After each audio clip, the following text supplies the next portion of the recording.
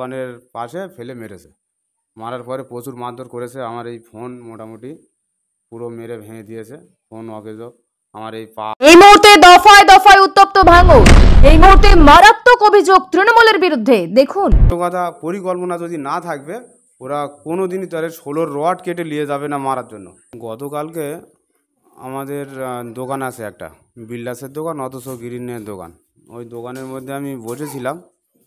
এখন টিএমসির একজনা চাঁদা তুলতে যায়। যখনই ও একটা বিরোধী দল যখন করে আমি আইএসএফ করি, সেই হিসেবে ওকে আমি বলেছিলাম, মসজিদ কমিটি জানিয়েছিলাম কিছু না হলেও 1 বছরের ওপর। জানানোর পরে মসজিদ কমিটি থেকে পুরো নিষেধ করে দিয়েছিল আমার বাড়ি, অথচ দোকানে না জানো চাঁদা ও নিতে যায়। চাঁদা দিতে হয় আমি মসজিদ কমিটি আলাদাভাবে দিয়ে দেবো, আর অথচ দেওয়া হয়। সেই হিসেবে ওদের কোনোভাবে ও কোনো দিন চাঁদা নিতে যায় না।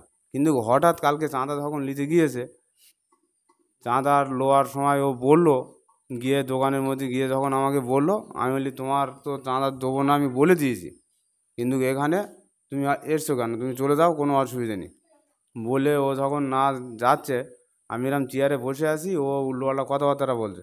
আমি তখন একটু রাজ করে উঠে বলে চলে যাও তো, বলে এরকম চলে যাওয়ার কথা বললাম।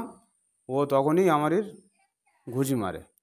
ঘুষি মারার পরে আমি ও 2-1 গা মেরেছি। মারার পরে কোথায় ওরা ছিল সব রড কেটে নিয়ে আমার ওই দোকানের পাশে ফেলে মেরেছে। মারার পরে প্রচুর মারধর করেছে। আমার এই ফোন মোটামুটি পুরো মেরে ভেঙে দিয়েছে। ফোন অকেজো, আমার এই পা ট্রান্সফার করেছে, সেসব রিপোর্ট আছে আমার কাছে। আবার কি এই পিটির চালে আপনারা দেখুন, পরিকল্পনা ছিল না তো ওরা কোনো দিনই তো এত লোক 2-5 মিনিটের মধ্যে কুই গেছে মারার কোনো নেই। ওরা মারতে এসেছে, তাও আমি ওদের গায়ে হাত দিইনি। আমার একটা ভাই ছিল, ও বলেছে যে ভাই কি হয়ে শোনো, শোনার পরে যেটা হবে সেটা বুঝে নেবে। সেইগুলোকে ওরা মারধর দিয়েছে। দেওয়ার পরে আমরা হসপিটালে আমি গিয়ে মোটামুটি আর একজন আমার নিয়ে গিয়েছে, তাকে ওরা উল্টো পাল্টা বলে তেড়ে দিয়েছে। তেড়ে দেওয়ার পরেই ওনার ওয়াইফ ছিল, ওয়াইফটা আমার আবার এসে একদম এমার্জেন্সির মধ্যে ডাক্তারের সামনে মেরেছে। ডাক্তার নিজেই চড়া হয়ে গিয়েছে ওদের ওপরে। হওয়ার পরে বলছে যে ওর নামে এফআইআর করবে, বাকি সাক্ষী যা লাগে আমরা দিব। ওখানে পুলিশও ছিল, ভাঙড় থানার পুলিশ। তা সেই সবগুলোকে প্রচুর মারধর দিয়েছে।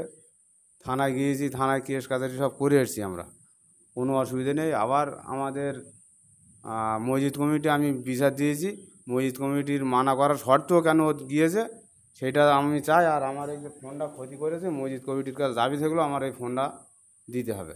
কারণ আমি মসজিদি চাঁদা ভালো রকম চাঁদা দেওয়া হয় আমাদের, যাই দিই আমি, কোনো মসজিদ কমিটি বলতে পারবে না যে এই চাঁদা দেয় না। সেই হিসেবে মসজিদ কমিটি ডাইরেক্ট আমার সকালে গিয়ে আমার কাছে চাঁদা চেয়েছে। আমি বলি ঠিক আছে দেবো, আমি বৃহস্পতিবার আজমিরি চল দেবো, তা শুক্রবার নবী দিবস, তা যাই হোক তার আগে দেবো, আর না তো তুমি দিয়ে দেবে, আমি দিয়ে দেবো। সেইভাবে কথা হয়েছে। হওয়ার পরে সন্ধ্যেবেলা এই ঘটনা। যারা মারধর করেছে তাদেরকে চিহ্নিত করেছেন বা আপনি চেনেন? হ্যাঁ, তাদের চিনি। তারা আমাদের গ্রামেরই ছেলে, ওরা টিএমসি দল করে। আর এই পরিকল্পনা হচ্ছে ওদের সবথেকে বড় প্রশ্ন, আমাদের এখানে যারা লিডার নেতা হয়ে আছে, বড় বড় লেকচার ঝাড়ায়, বহুত লেকচার দেয়, কিন্তু ওদের কোনো কিছু করার ক্ষমতা নেই। আইএসএফ করি, আমার শুধু নওশাদ সিদ্দিকী নিজে দায়িত্ব দিয়েছে যে এই অঞ্চল সভাপতি ইনি। অঞ্চল সভাপতি হয়ে আছি বলে আমি কোনোভাবে কোনো মাল গ্রামে 3টে লাইট এনেছি। 3টে লাইট আনার পরে আপনার মসজিদে একটা দিয়েছি, স্কুল মাঠে দিয়েছি, আর আমাদের মালঞ্চ পদ্মপুকুরের রোডের ওপর দিয়েছি। সেই উপলক্ষে আমার তো যথাসম্ভব পুরো পরিকল্পনা করেছে, ওরা কিছু আনতে পারছে না। আবার একটা রাস্তা পাস করেছি পুজোর আগে, সেই রাস্তাটা হওয়ার পরিকল্পনা আছে আমাদের। সেই কারণে ওদের সবাই আমাকে ভালো বলছে যে না, ও পার্টির দায়িত্ব পুরোপুরি সার্টিফিকেট না থাকলেও মোটামুটি যা আনছে, ওদের একটা রাগ হচ্ছে। ওই পরিকল্পনা করে ওরা এখন কোনোভাবে কোনো সময় চাঁদা তুলতে আসে না। আমার বাড়ি পরশু দিনকে ও এখানে চাল তুলতে আসে, আমার বাড়ি আসি নেগো, আর আমার একা পেয়ে দোকানে মেরেছে, অথচ একা দোকানে ছিলাম বলে ও গিয়ে এই ঘটনাটা ঘটিয়েছে। তাহলে এটা পরিকল্পনা বলে তো মনে হচ্ছে আমারই। আর দ্বিতীয়